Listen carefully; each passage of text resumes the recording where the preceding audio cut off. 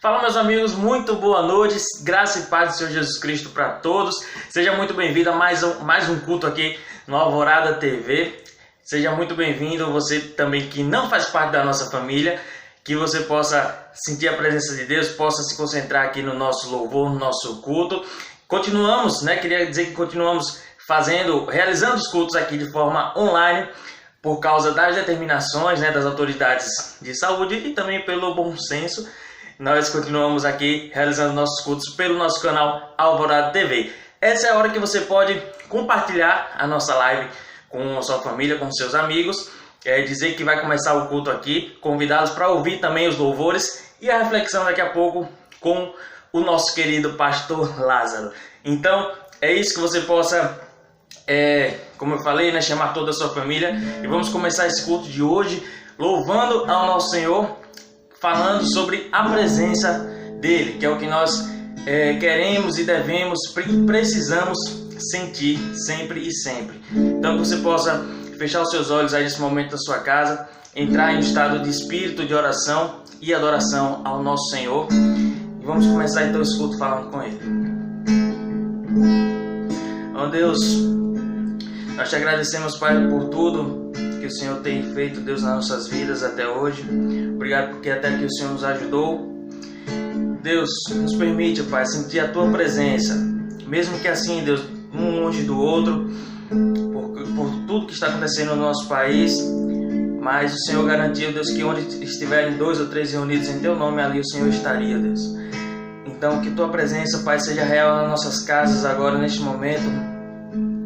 Nos permite, ó Deus, sentir o Teu amor, o Teu afago, o Teu carinho, Deus, conosco nessa noite, Pai. Recebe os nossos louvores, em nome de Jesus.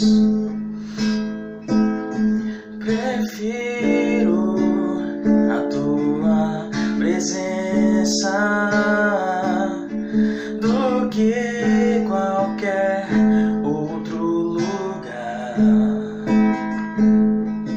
Prefiro a Tua presença, pois ela me faz descansar.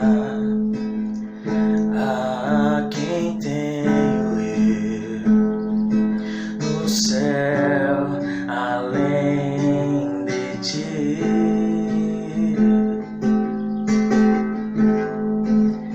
Pra onde iria, Deus, sem Tua presença aqui?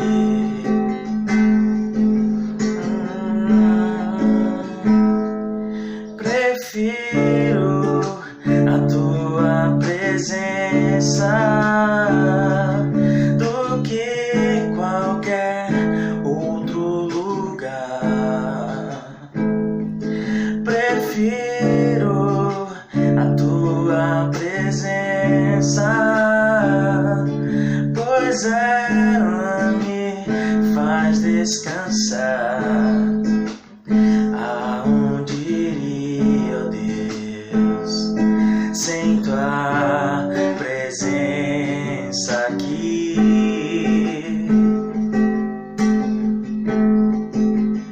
Pra onde iria, Deus, sem Tua presença aqui? Sei que estás comigo a todo instante, não está distante, estás aqui. Não me desampara, Teu amor não falha. Maior é o Deus que habita em mim. Sei que estás comigo a todo instante, não está distante, estás aqui. Não me desampara, Teu amor não falha. Maior é o Deus que habita em mim. Maior é o Deus que habita em mim. Maior é o Deus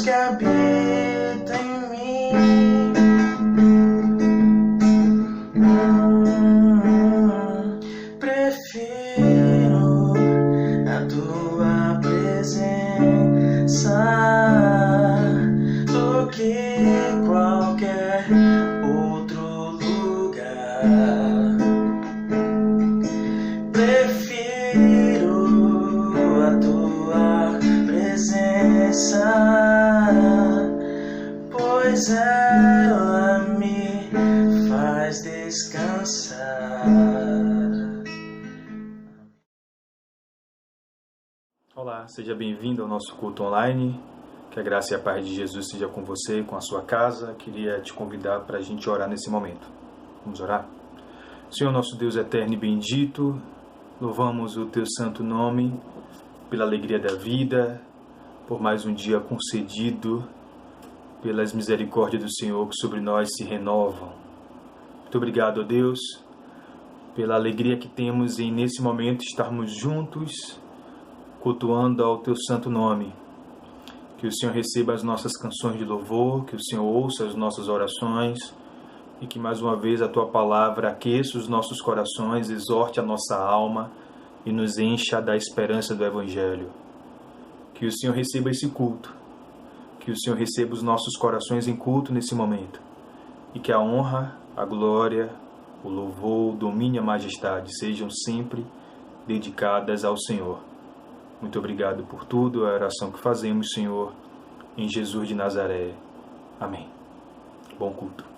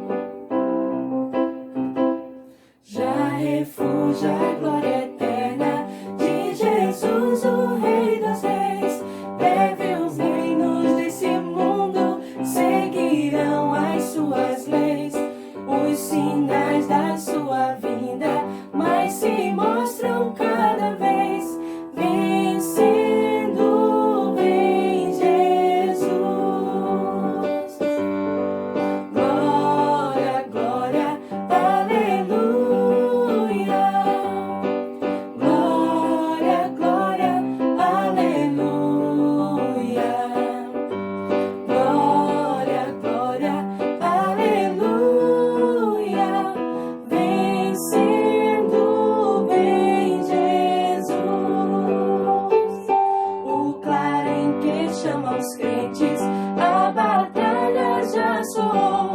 Cristo à frente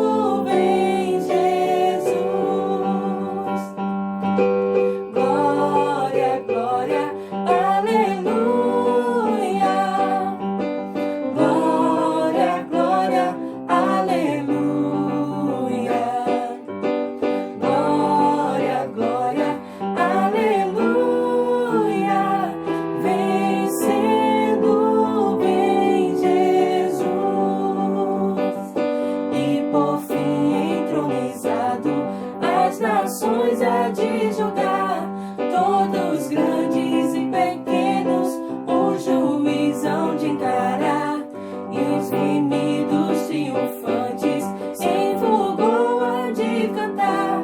Vencido tem Jesus. Glória, glória, aleluia. Glória, glória, aleluia. Glória, glória, aleluia. Venceu o Rei Jesus. Nós estamos estudando o Evangelho de João, nós estamos lendo o Evangelho de João.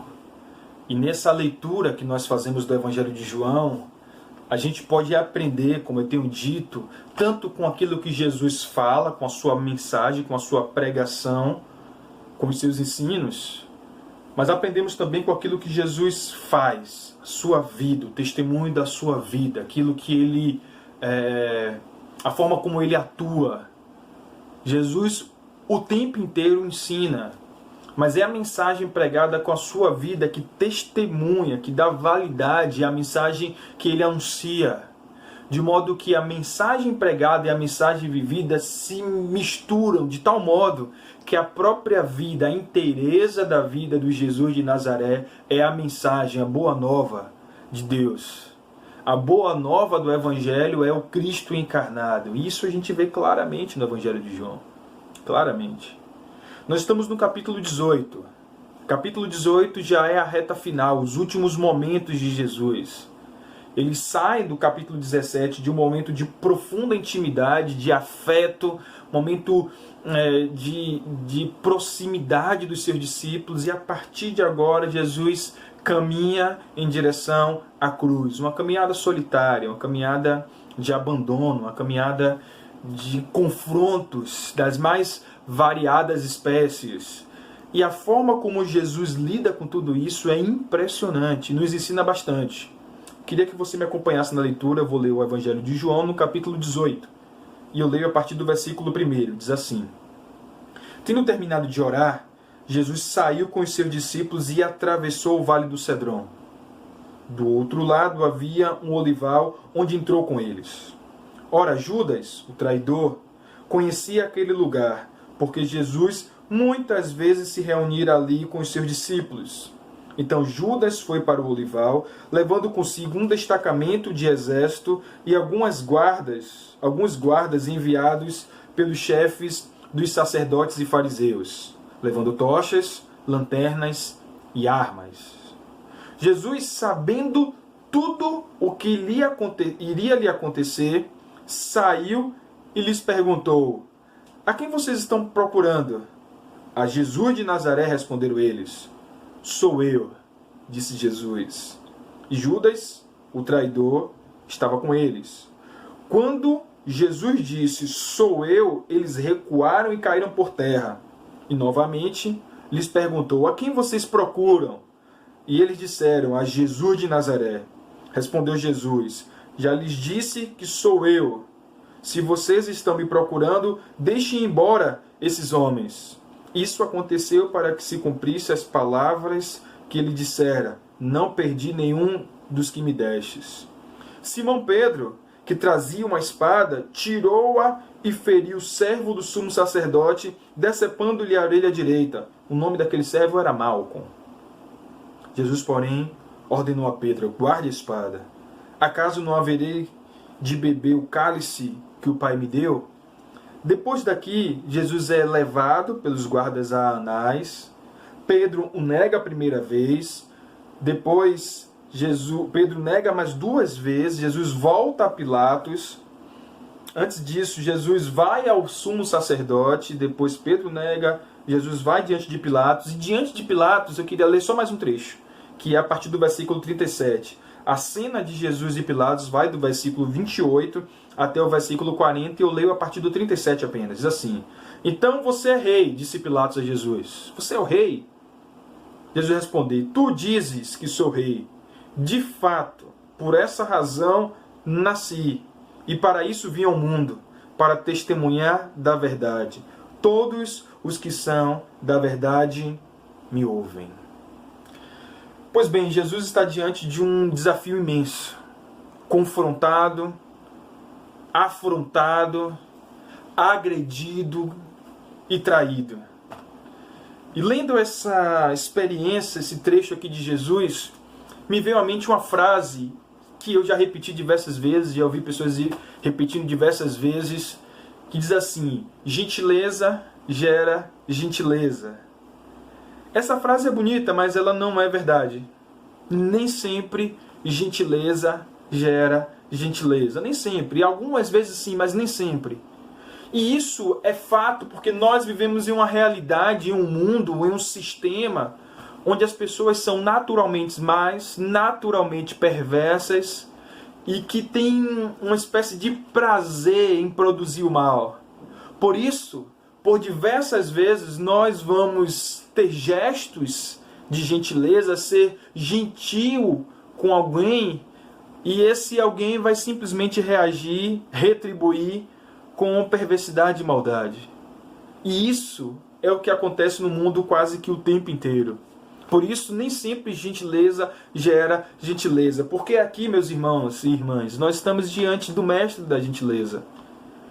Jesus era alguém que era manso e humilde, que carregava em si mesmo as prerrogativas de o rei do universo, mas ainda assim soube agir, lidar, dialogar, se aproximar das pessoas com um coração profundamente humilde, profundamente simples e manso. Jesus era uma pessoa muito mansa. E isso faz com que a vida de Jesus seja um testemunho da sua própria mensagem. No Sermão da Montanha, lá em Mateus capítulo 5, a partir do capítulo 5, tem uma das cenas, um dos trechos do ensinamento de Jesus que é extremamente difícil da gente compreender se levarmos em consideração a realidade que nós vivemos. E o texto está em Mateus capítulo 5, a partir do verso 38, que diz assim: Vocês ouviram o que foi dito. Vocês ouviram o que foi dito. Olho por olho, dente por dente. Mas eu lhes digo, disse Jesus, não resistam ao perverso. Se alguém lhe ferir a face direita, ofereça também a outra face.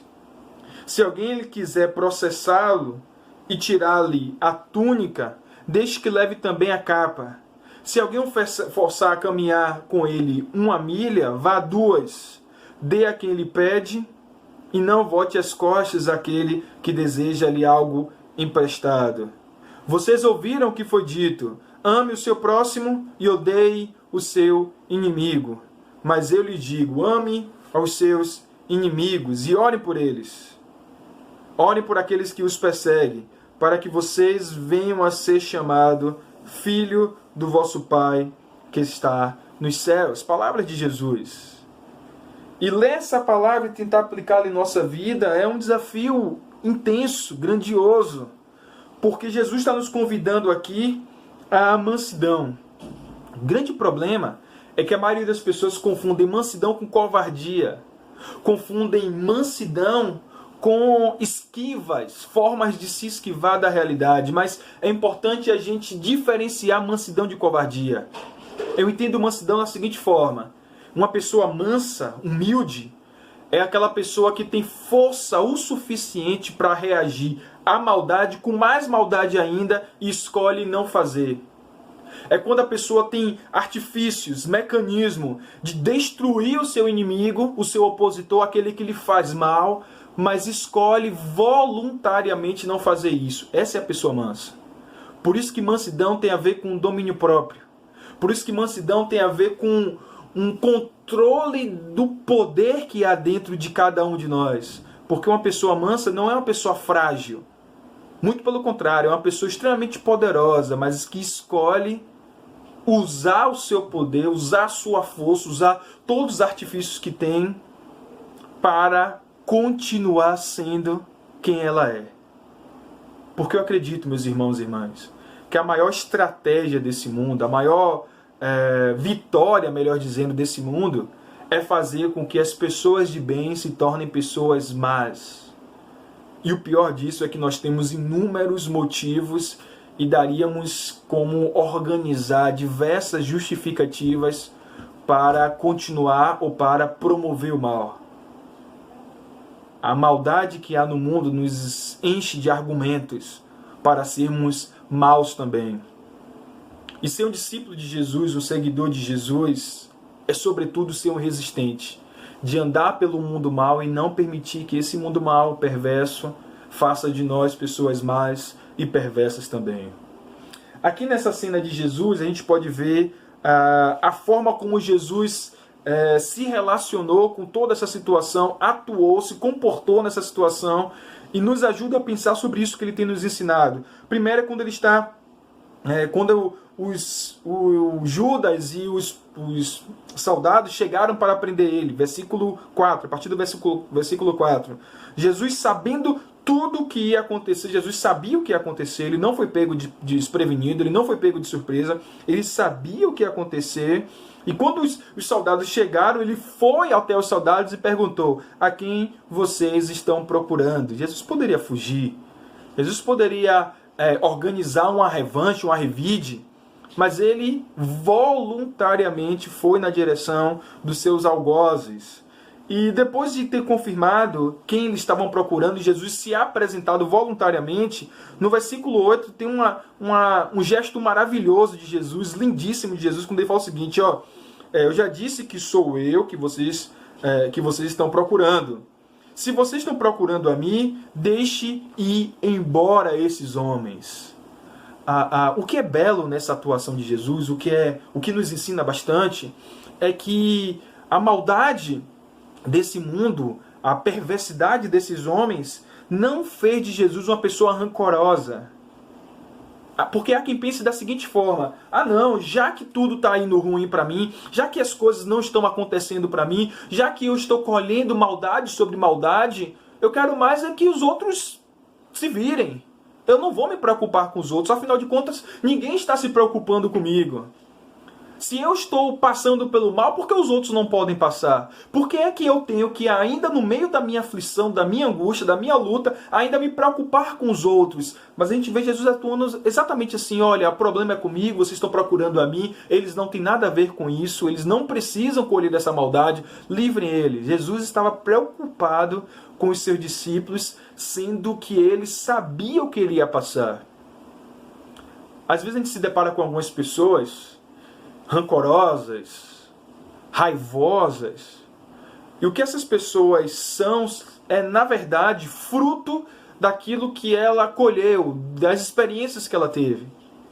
E é nessa hora que o mal triunfa, porque as pessoas que permitem que o mal transforme a vida dela, que as experiências ruins de traição, de decepção, façam dela pessoas rancorosas, cascadura, são pessoas que permitiram que o mal triunfasse. Mas as pessoas que resistem, que mesmo experimentando coisas ruins, mesmo diante de situações adversas, ainda guardam bondade, misericórdia e compaixão em seus corações, são pessoas que triunfam diante do mal. É como Paulo fala, são pessoas que vencem o mal com o bem. Ainda que as coisas estejam ruins, ainda que o mal me alcance, eu guardarei. Eu preciso guardar o meu coração em bondade, em retidão, em fraternidade. Foi o que Jesus fez. Ele sabia que o que estava para acontecer era terrível, ele sabia que ele passaria por dores agonizantes, que aquela madrugada seria uma tortura intensa, dores absurdas que ele ia passar, mas ainda assim ele se preocupou com os seus. Porque a maldade não teve poder de transformar o coração de Jesus. Um outro gesto é quando Pedro, vendo toda a situação, parte para cima de Malcom e decepa a orelha do soldado, e Jesus pede para Pedro guardar a espada. Isso está a partir do versículo 10. Pedro, guarda a espada, eu vou tomar esse cálice. Em outros evangelhos, Jesus exorta Pedro, dizendo: olha, não é assim que nós atuamos. E é uma outra forma de vencer o mal. Nós não julgamos as pessoas a partir das perspectivas delas. Nós não usamos as mesmas ferramentas. É uma tentação que nós sofremos quando somos traídos de trair também, quando formos caluniados de caluniar também, quando a maldade bater a nossa porta, nós reproduzimos maldade também.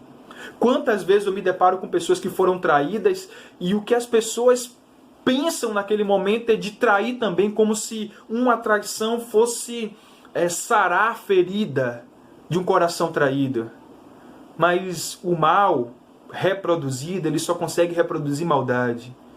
É por isso que a Bíblia fala que um pecado gera morte. Por que o pecado gera morte?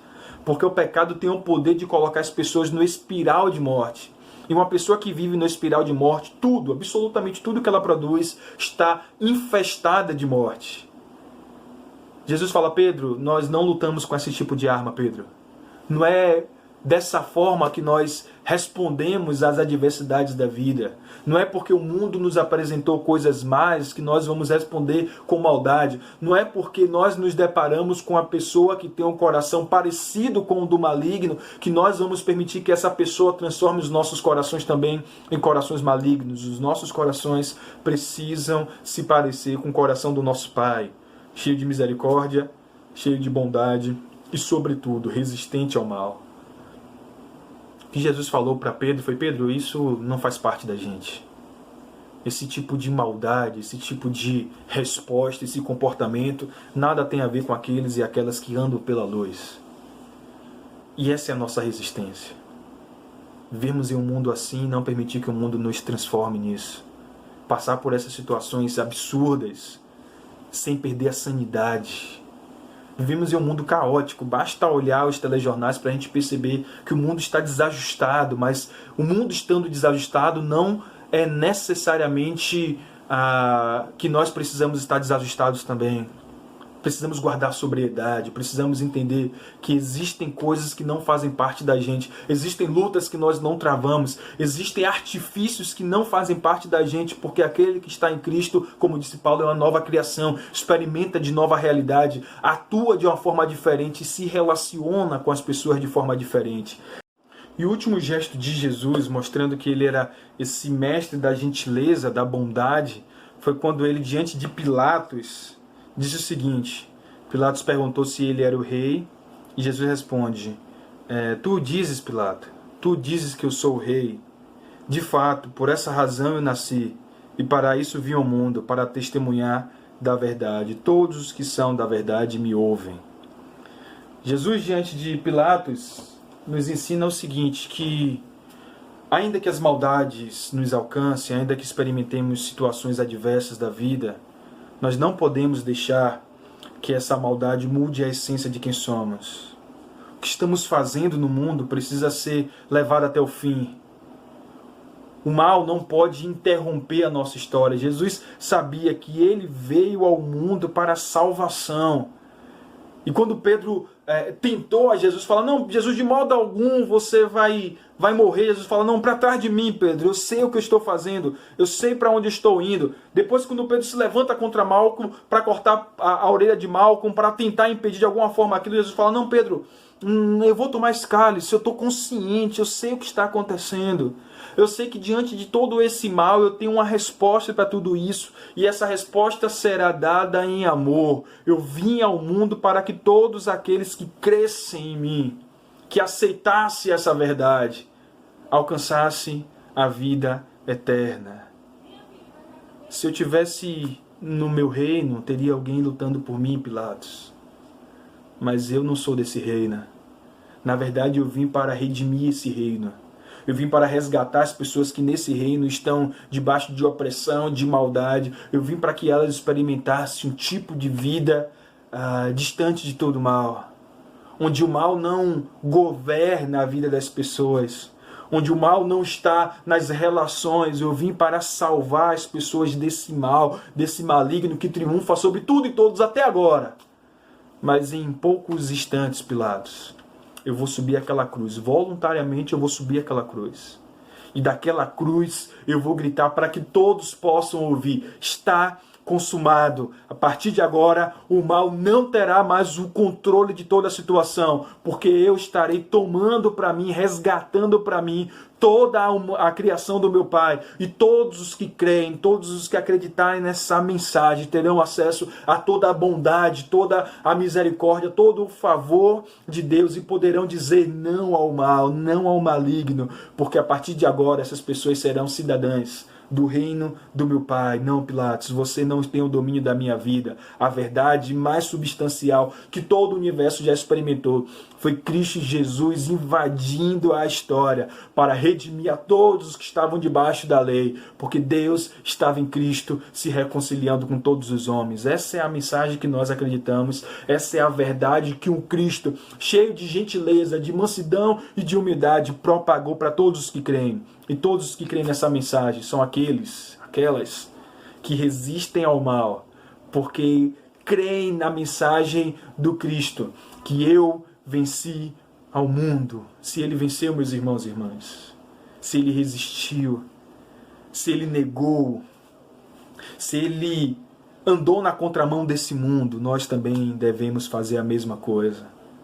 E ainda que pessoas más, ainda que situações adversas, ainda que toda a perversidade desse mundo, da falsidade, da mentira das pessoas, ainda que a violência que está ao nosso redor chegue até nós, nós devemos resistir, porque o nosso Cristo resistiu. Nós devemos responder, como disse Paulo, o mal com o bem, porque assim daremos testemunho do nosso Pai Celestial. Jesus deu esse testemunho, e o Espírito que habitou em Jesus habita em mim e em você. E é esse Espírito, o Espírito que trouxe Jesus dos mortos, o Espírito gerador de vida, habita em mim e em você. E é esse Espírito que, atuando em nossas vidas, nos dará condições de, mesmo diante de todo tipo de adversidade, continuarmos dando testemunho de que nós somos filhos do nosso Pai Celestial. O nosso coração, meus irmãos e irmãs, se parece com o do nosso Pai, não com o desse mundo. Por isso resista, persista, dê testemunho, ainda que tudo pareça contrário, mas que o Espírito te encha de mansidão, domínio próprio, e que você passe pelas adversidades do mundo como um filho amado do nosso Pai, sabendo que não há mal que dure para sempre, mas que o nosso testemunho será o nosso legado. Que Deus te abençoe a sua casa e enche seu coração de gentileza, de mansidão, de bondade, para a glória de Deus, para a alegria das pessoas que convivem com você e para que você seja encontrado entre esses fiéis que não negaram e permaneceram firmes até o fim, para a glória de Deus. Que Deus te abençoe em nome de Jesus.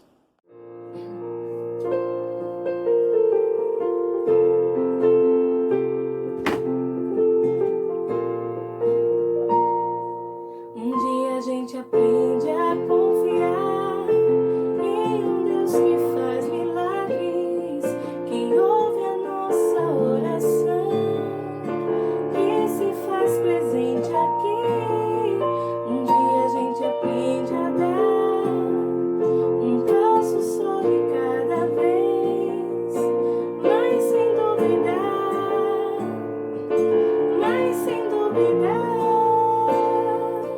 que Ele continua sendo bom, que Ele continua sendo Deus, que Ele continua sendo bom, que Ele continua sendo Deus.